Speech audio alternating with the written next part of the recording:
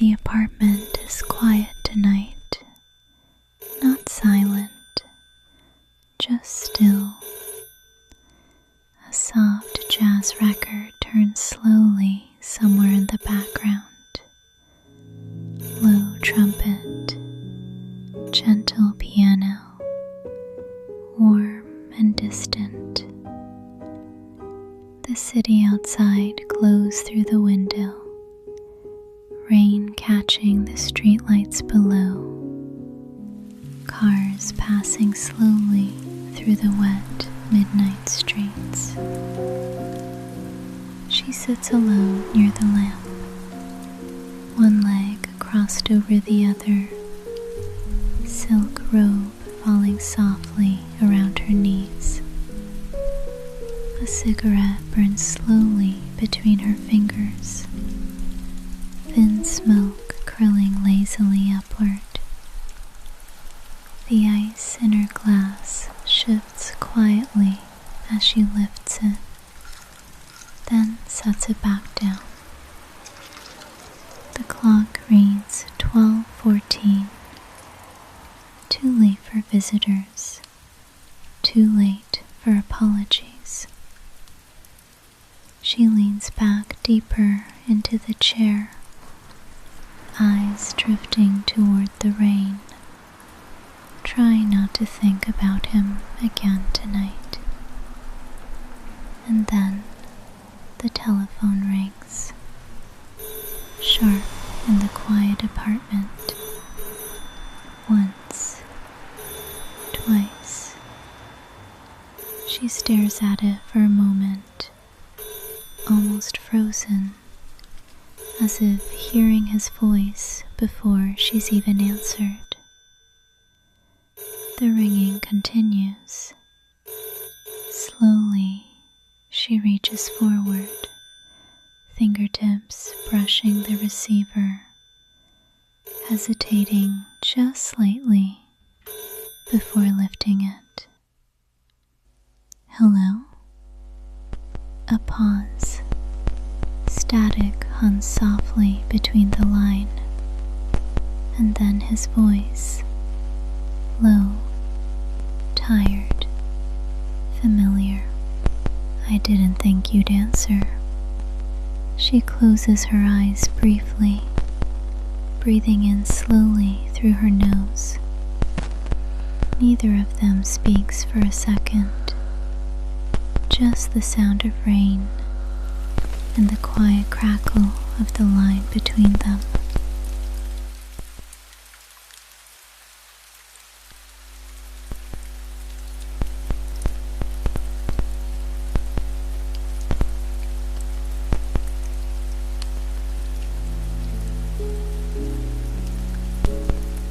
You sound surprised. A small smile touches her lips, but only for a second. I am surprised. Another pause follows. Not awkward, heavy, the kind filled with things both people already know. In the background, she hears soft music from wherever he is, glasses clinking faintly, the door opening somewhere far away from him. You're out? Not anymore. His voice sounds quieter now, closer somehow, like he stepped away from everyone else just to call. She shifts slightly in the chair, pulling the robe tighter around herself, watching rain slide slowly down the window. I almost called before. The words come carefully, measured, like he's afraid of saying too much too quickly. But I figured you wouldn't want to hear from me. The ice melts slowly in her untouched drink. I don't know if I did. A soft breath comes through the line, almost a laugh, but sadder than that. That sounds about right. The city hums quietly outside, distant traffic moving below the apartment windows, while the jazz record continues spinning softly behind her. I kept thinking about that night. Her eyes lower slightly now, tracing the rim of the glass with one finger, the one at the Roosevelt. Another pause, longer this time, as if both of them are suddenly back there again. Warm lights, music drifting through the ballroom, his hand at the small of her back, the feeling that neither of them wanted the night to end. I should have said something then. His voice is lower now, more honest. I almost did.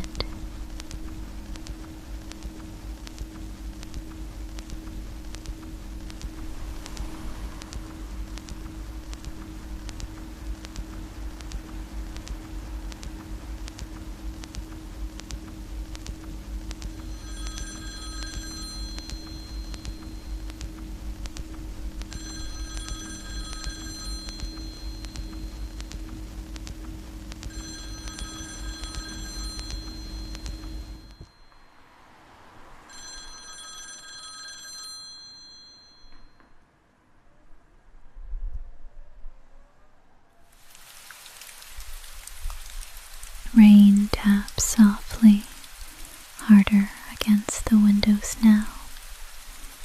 Steady, calming, wrapping around the room like another layer of silence.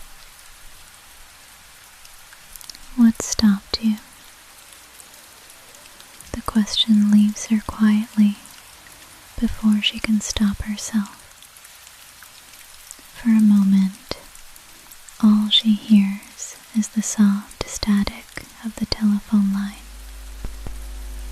Then finally, you looked happy. She frowned slightly. What does that have to do with anything? I didn't want to ruin it.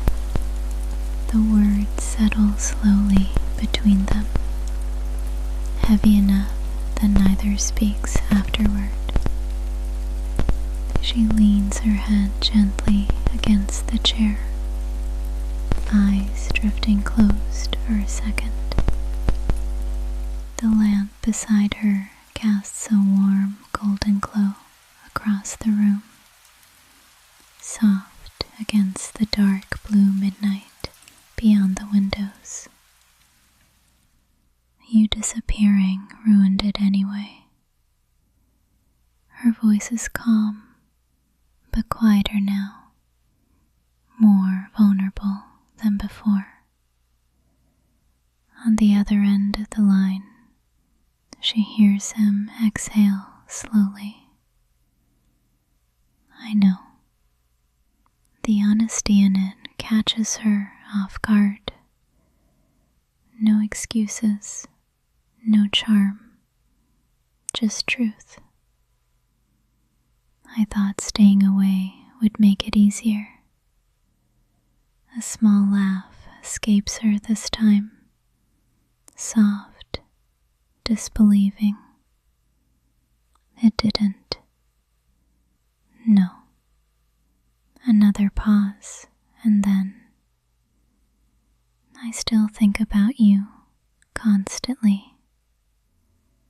The words arrive gently, like something he's been holding on to for too long. The jazz record crackles softly as it reaches the end, spinning quietly in the background now.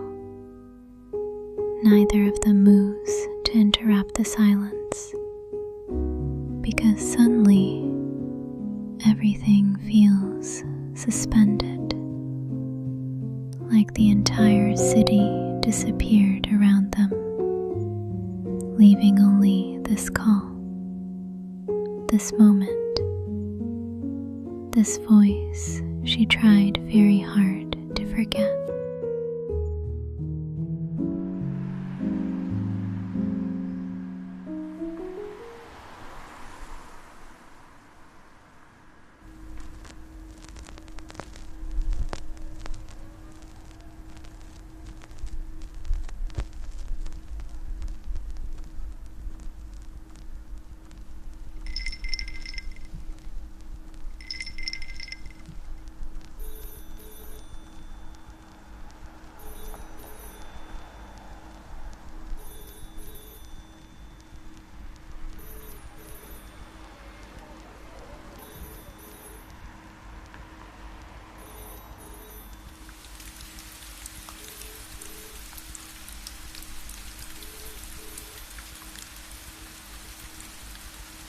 The room feels smaller now somehow, warmer, closer. She slowly stands from the chair, telephone cord stretching lightly as she walks toward the window. Below her, the city glistens with rain, neon signs reflecting against wet pavement, headlights sliding through the dark streets below. When did you decide to call? His answer comes softly. About an hour ago. And it took you that long.